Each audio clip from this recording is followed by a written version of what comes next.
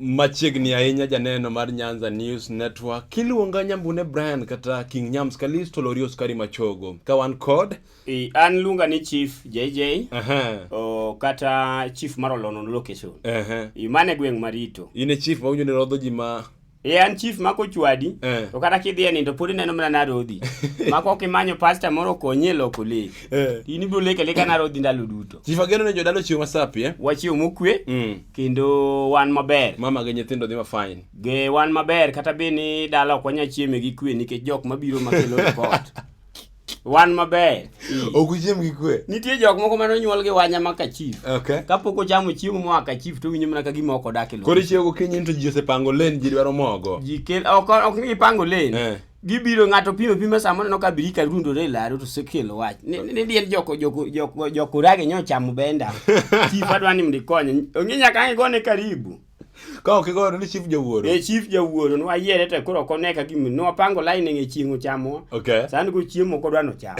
inyalo luwo chenro ni achiel ka achiel social media platforms me kwa man Nyanza News Network, Facebook, YouTube, Instagram, kamora mora inyalo luwo chenro ni namba maximo chief angne som chief namba maximo en maga namba maximo en 0734 96 19 24 no dichiel en no na birio de kangwen okay ochiko auchiel okay achiel ochiko ari angwen inyalo ywa tol bende kwa dhi nyime kod twak nikech kawuono twalimo gwenge mopogore opogore kawuono wawuoyo chenro mar midhierni mag piny midhierni mag piny mane chenro mware go godichingo wuok tich ka wuok tich obiro ni kanyo kaka nyalore chief kawuono to walimo gwenge mage kawuono ni wana kaka anyuola ji odak kaka jogweng dhano erore okay Mr. Kalisa da wacho ni ngato nyalo dak e bwo piny ni to kare lep wuotho onge go mano sebedo ka timo lepete ma en go gina gele ni monyalo dhi e puodho ema wacho ni ngato nigi law samoro en gi long moro ma beche tek mugi canceling 50 law ma beche tek ma en go long ma beche tek mugi 50 bob koro longe kare gin pesa di chief longe ojaka moko ma jawo mtumba moko wer ge chiro ma ng'ato ema ne lewe di pudhore lwar pesi ma Singapore kuonde ke ma jalo ng'iewe ga Singapore en uwi ma ki die chiro kata kwe ma ne indwo kinya bedo go longe moko minyiewo mane miwuoyo mos ne 200 ma kaka ok oriwe kech ma chalong ng'e ni wuon go luor odwano wach ni nengo to bore we kisungu moko Kiswahili moko mondo mi nkech ong'e ni ng'amo luor be mondo kine ibi but longe koro tinyoro ne okay lielo makosiebna moro iluongo ne Kibwe Kibwe ni en ochalo kako wadwa e anyuola Kibwe no wadwa e anyuola en wadwa e anyuola ang'o matimo Kibwe koro Kibwe nye nigi wuoth modhiye nye nitie birthday moro korgi minode mar nyathi moro kuro koro luonge koni Kibwe ine orwa maduong' dala ka tema ne ichopi e birthday party ni kileo tifelo anyuola ifelo aine or maduong' mokwongo kwa toko to wachako kodi awinji koro chune no loso wuoth Kibwe loso wuoth opango wuoth oriwni kod ka ng'ato nyalo dhi wuoth ting'eni longe gi ng'eni gi longe moko ma omich gi malo to piny to ng'ongo ka dho pong' iwinjo mago longe ma en ga go yani kaka longe nyithindo ne nitiere moko ma imago onge ok make gi danga wach niya wach mayom ni en ong'iew na longe modongo go ok ong'iew morome koro longe gi en tiego mano Kibwe mowadu Kibwe pango wuoth koro ko biro iro to koni chief asegwelo dhana auchiel in ema dwani bed ng'at mar abiriyo in owadu to kendo in ruoth e gweng'ni kowa wuoth in lich ma kami bete chief iloso nalosa nying wuoth makata onge gimoro onge wach wuo okambi koro aikora akuni ok anyawe Kibwe ting'eni minod Kibwe ni asego ga kwano yo manyalo kawego kaka an ja sirikal chief ida kao jaod Kibwe olono no location mano location da akiani biwinja ma iwacho ni gimora mora moriwo lono location mago meki koro mama no sebedo ka sandore sukari misebedo ki madhod no en mara kisa moro Kibwe no dhi kumigo ya jwa oga jwa gi mogo kaka no rego sapaga yudhi amonyako so chiko tieno Kibwe ko kadugo ko biro od nyithindo no senindo sukari mana bolo kani ma nyithindo cha koro ya wanga koni ma ko Nyasaye okonya wang'e ayudo kama dhi logo lojni koro ang'isi ni Kibwe ikri koro sa wuotho rom koro wadhi ni sano osebiro takone ni wuod ma iwinjo ni kaka irwakori ma koro wadhi kamaro rwakri maler koro rwakri gi te minyalo wacho gima nikech wadhi kamaro seche ga seringa ng'iewo skin tight Iluongo ne body stocking. Moro. Body stocking. Kiwe kata skin tight body stocking ema nang'iewo. Idwa rwako koso. Ene matene. Kibwe rwako body stocking. Atero negi kinyasa. Okay. Kinyasa ma jeans mong'adi. En long ma jeans onang'ade ga.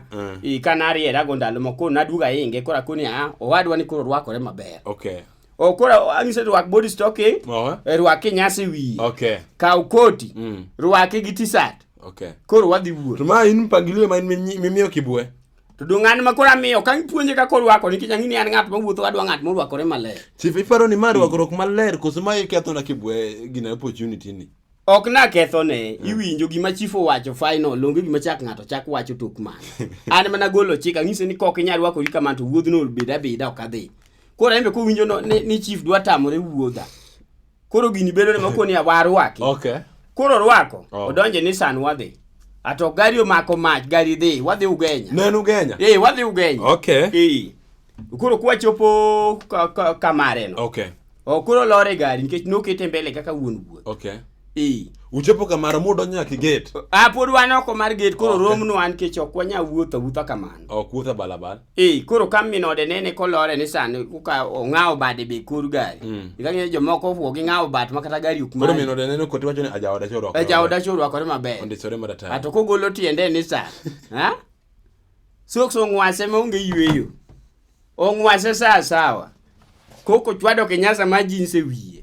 Gi stocking malando. Awinjo ka mama no chako kona hapana ok timre. Ma ok timre dala. An podo ka wuo, poda kulo wiya ni sano, ok adwa ni mama no kong nena. Okay. Magi to korango, mama dhao to maro be dhao. Maro dhao ni ma to koro rwakore nade. Joyce nyathina itedo nang'o gi. Joyce itedo nang'o gi. Kose poda linge i gari. Ai talor mugi. Ituga bwana. Alor mugi. Sakono maro ni winjo. We dhao ne jali. Inyari ni poko ngisiga ni chware ni wiye rach ga. Donga asebedo ka goni ya simo. Kilengo simbe ga nango. Kori winjo. Mae rwakore mugi konge modong. Mae ka rwakore. Rwakore mugi. Kwani chief ore ne onge lewni moko ot. Koso lewni mano pango no dhi rwako to in miloko. Ne madhi aloko pache nikech ng'ise ni adwa ni rwakri mopogore kodwa kaka iwuon wuotho ok rwak gima rwako. Koro wan kwa rwako long, rwaki nyasa. Nikech mae mtindo ma kisasa. Ma ine wuon wuoth. Ato koro maro dhao madondo ok nyon kata rangaya koni. Ok donji ka. Mara in mana kara rangach mari. Ng'iyo ma jal nyalo dogo dal jal dhi kuno yie ka. Wero ne ng'eny mar rwak dalade. Ati luongo vijende moko to mako Kibwe. Uliero to chom kod sante dhi dure ni sante loro dho. Ikoro dereva ne gom. Ikoro dereva yembe nyaka kuma ni gol. Okay. Koro riembe odok. An kora telo, kora ne wuon wuoth. Kora telo, kora koni mara. Ing'ama luoro. Mokwongo simbe masebedo ka goni. Adwaro ni mondo mi ibed ne ot midake. Okay. Mabata beach. To kibe owadwa to kodhi adhia kuonde ma yawuoyi budhe. Mesa pongi nyinge. What? Golo pesa marach. Konge madho marata. Mano gima wacho ne koni kodhi kama yawuoyi ywe. Ai tangise ni mare winjo. An adwa na ger ni ot. Akora ni chand ni od lumbo podi nitie. Koro nyari ne to ka wang' watieko wuoth na gombo ni chwo kowa kode achiel kachiel. Wadhi wadaga ne ng'en to dak na kode to gidak Kibwe gi en. Ere manyago lim. To ere kaka marang ne yie to maro Kibwe samoro no senyombo ka. To no senyombo ok rach. To jathum moro ni winjo ko wero ka ni dak kate kitemo kamachielo. Onge kama wang' ng'ato gi welding. Iwinjo chief kora nyiso maro ni onge kama wang'e ng'ato gi welding gimetim siling 3,000 many na fundi manyalo miya quotation ka maro odini koro fundi man chap to fundo sego quotation ni yien adi manyalo romo fundi biro gi ng'wech okoni yien 20 agolo siling 3,000 amiyogi yien achiel pesa ni na siling 150 mana seweyo kora anyiso mama ni macha chokor monego bedi bedo ka ni or maduong. Macha ok nyal. Akwai ni kiyie mara. Miya nyako ni. Nyithi Kibwe ga yieri. Chief ng'ade gi kanyo. Parne janeno ni namba mag simu pod nitie ginyalo ywa tol. Kaka iwinjo wa. Kama intie ni nyalo ywa mana tol. Namba mar 07 34 96 19 24. 07 34 96 19 24. Yeah. Ywa tol seche mwadhi mbele gi twak mondo ka in gi penjo minyalo penjo, ka in gi minyalo medo medi, ka in gi wach moro ma in go inyalo penjo chief ni studio kawuono. Yeah. Chief Losi. Koro maro ni be chunye gonyore. Okay. To nyiso nyare ni winjo nyathina. Koro kaka norwakore cha ne berni. Ing'eni ma chief morito lono no lokeso. Chief yudo pesa mang'eny. Mokwongo kata ka breakfast ditamu to ko wuok molao jo changa kata ringo mano ndama dik to pesa sa yudo duogo go chiemo. Ang'o machandi nyathina lok pachi? Yawa. Ni mama dong asedak gi Kibwe kuom higni mang'eny. Dang awena nyithinda bich. Iwinjo. Gima otimore kanyo ni nyako kuro loko pachi koni chief. An be kaka kuro kako ng'ado gi mama kaka dhi timo. An gima wacho gi mama mara gima kura timo. Ng'ado gi mama gima kura timo. Okura amba ka kuro wuoth rumo do kura akaw nyako. Wabet ge kuro omna gari mo matin. Kuro podu mbeko kaka pok garo wuok. Okuro wadiro dho wato gari wuok gari mako lam. Kuro an gi miyo ka to gi nyithinde adek. Ariyo no were kucho koso en agadek. En agadek. Koro wadhi gari tomo ng'wech akun nyathi wadhi ritirit ma kidak koda dweche ariyo. Idhi chwe mirwe nyaka mamau. Okay. Kun kata mana wuon paruno. Idhi chwe mirwe. Okay. Koro gari ni mach wadok dala. Garo yeng'wech gach polo. To kase dhi ni takao akayo tarwake ot. To koro no kwadak ndala ariyo to Kibwe kalo ter rombe ur. To neno mino de compound no biro ni ng'ani biro ni ng'wana nade. Kibwe nigi right mar ng'wani. Nade nyalo kawo chi Kibwe bwana. Iwinjo. Location en mara. Mano gima nyaka ne Kibwe understand. Wapenji ka location mari odo Kibwe be odi. Gima mogere gweng'a arito gite ng'ata rito ni e buoya. Mama ni min gi momiya ne ok akwale od Kibwe. Chief wapenji. Ntiere gimoro ma jodolo jawachiga ka ni ma ujo wacha ka chive. Ni makoro chika no. Koro Kibwe nikech nodak e gweng'i koro en chi gweng'i. Dhako mora mora ma chi gweng'i koro nyalo timo gima idwaro dong. To dong wan chife. Wan chife wan gi right mar timo mano. Koro ka un chife un gi right mar timo mano. Chief wachne wachno kana wach mogik. Wach mogik en ni kikendo. Okay. Kapok ichako dagi dhako gimone ikwonge ng'iewe en suit. Okay. Nikech wuodhe biro maki koro kin kendi. Nyalo dhi kawo. Ng'iew law.